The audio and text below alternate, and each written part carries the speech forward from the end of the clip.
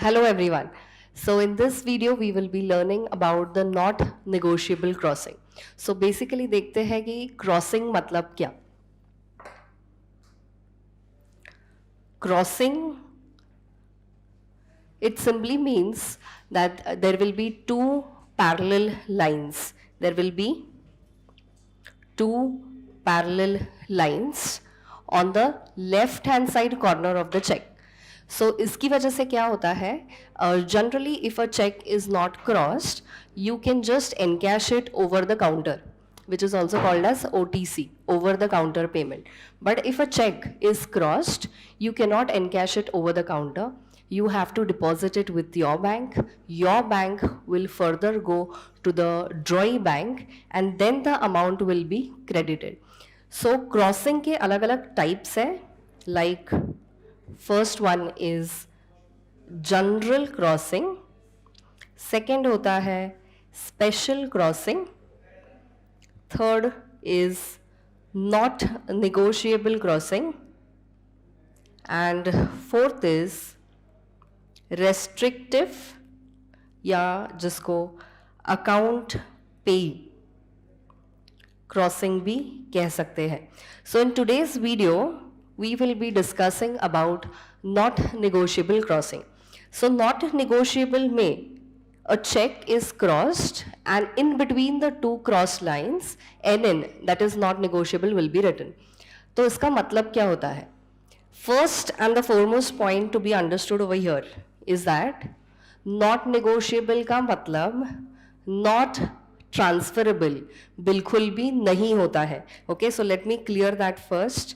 Not negotiable does not mean that it is not transferable. This is the biggest mistake which every student does. So please note this point. Not negotiable does not mean that it is not transferable. Okay? तो फिर इसका मतलब क्या होता है? अगर not negotiable check transferable है, it is very much transferable from one person to another. तो फिर हम लोग NN क्यों लिखते हैं? What is its implication? So NN का मतलब ये होता है कि इसको समझने के लिए हमें पहले एक जनरल रूल को समझना है. We have to first understand one general rule. So negotiable instrument act में एक जनरल रूल ये है कि every holder in due course, जिसको मैं HDC लिख रही हूँ, every holder in due course gets better title than the previous holder. Okay, I'm repeating the statement. General rule क्या कहता है? That every holder in due course gets a better title than that of the previous holder. So यहाँ पे दो terms है जिसको मैं underline कर रही हूँ. एक है holder in due course and दूसरा है holder. So understand the difference between holder and a holder in due course. So holder कौन होता है? अब मेरे पास अगर चेक है and I am carrying that check, और कैरी करते करते if I just lose it, any person who finds this check, okay, कोई भी XYZ person who finds this check is going to be called as holder. So holder is any person who finds a check or any person who holds the check. But who is a holder in due course? तो holder in due course यहाँ पे मैं ऊपर लिख रही हूँ holder in due course. In order to call a holder as a holder in due course, he has to satisfy 3 points. 3 important conditions है. First है, he must purchase the check. He must take the check from the previous holder in good faith. In good faith. तीसरा condition, second point is that it should be taken for consideration. मतलब कि it must be taken for some value. उसने ऐसे ही नहीं लिया है, but he has provided some goods or services due to which a check is taken. Okay, so कुछ transaction हुआ है parties के बीच में जहाँ पे कुछ goods या services का लेना देना हुआ है, and in return of that this check is being issued. And third is that the check must be transferred before maturity. it should be transferred before maturity. So in order to call a holder as a holder in due course, 3 points are to be satisfied. पहला point क्या है कि it should be taken by the holder in due course in good faith. He should take it for consideration, मतलब कि for value. And third is it should be transferred by the endorser to the endorsee before maturity. Okay अगर ये 3 point satisfy होते हैं, only then the holder will be called as a holder in due course, that is HDC. So negotiable instrument act क्या कहता है कि हर वो holder in due course उसको अच्छा टाइटल मिलेगा, he will get a better title than that of his previous holder. So अभी ये एग्जाम्पल ले लो, एक चेक है which is been drawn by A upon a bank, okay, B for bank. So एक person A जिसने उस check को ड्रॉ किया है on a bank issues it to C. So C जो है he is the payee. C को इस चेक का पेमेंट मिलने वाला है. तो C क्या करता है, जब उसके हाथ में ये क्रॉस्ड नॉट नेगोशिएबल चेक आता है तो वो उसके बैंक के पास जाएगा, बैंक में डिपॉजिट करेगा और तभी उसके अकाउंट में वो पैसे क्रेडिट होने वाले हैं. He was about to go to his bank and deposit, but when he was on his way, he lost this check. Okay, क्या हुआ है? He lost this check. As he lost this check, it was found by Mr. X. It was found by Mr. X. So Mr. X कौन होगा?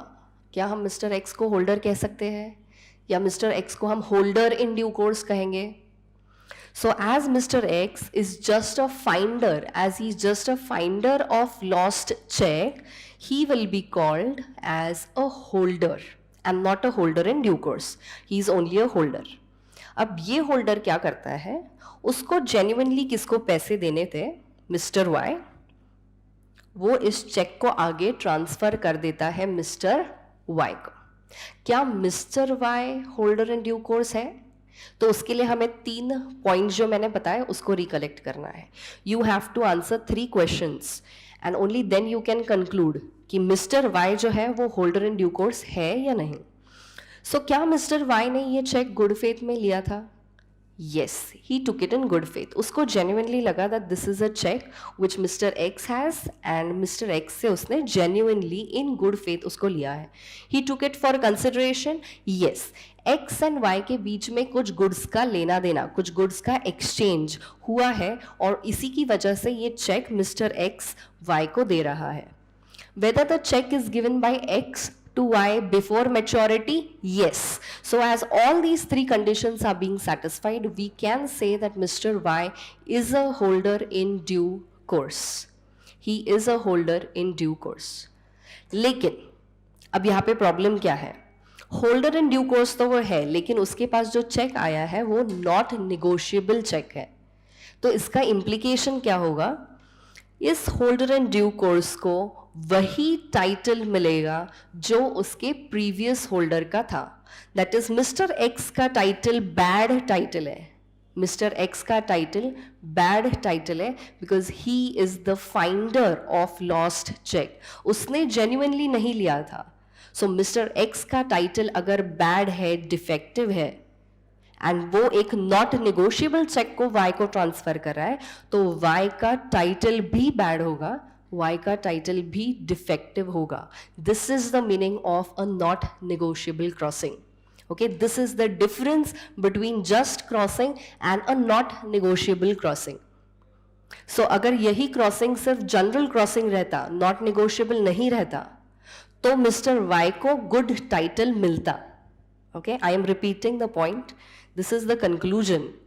Not negotiable crossing वाला check अगर किसी को मिलता है, his title will be subject to that of the previous holder. मतलब ही अगर previous holder का title bad या defective है, तो जो holder in due course है, his title will also be bad and defective. So इस पूरे समरी से हमें क्या समझ में आ रहा है, इस पूरे वीडियो से हमें क्या समझ में आ रहा है, दैट नॉट नेगोशिएबल क्रॉसिंग वाला चेक अगर रहेगा तो होल्डर इन ड्यू कोर्स जो है उसको तो केयरफुल रहना ही पड़ेगा, but apart from that even the banks have to be very careful. जब एक नॉट नेगोशिएबल क्रॉसिंग वाला चेक बैंक के पास आएगा, bank has to be very careful in making payment. Bank has to check and be 100% sure कि जो इस check को पैसे क्लेम कर रहा है क्या वही उसका रियल होल्डर है, weather he is genuinely holding it, उसके पास वो चेक कहाँ से आया। ये सब कुछ जब तक बैंक चेक नहीं करती है तब तक बैंक ने ऐसे चेक का पेमेंट नहीं करना है। अगर बैंक ने गलती से नॉट नेगोशिएबल क्रॉसिंग चेक का पेमेंट किसी रॉन्ग पर्सन को कर दिया, bank may be held liable for that. Thank you.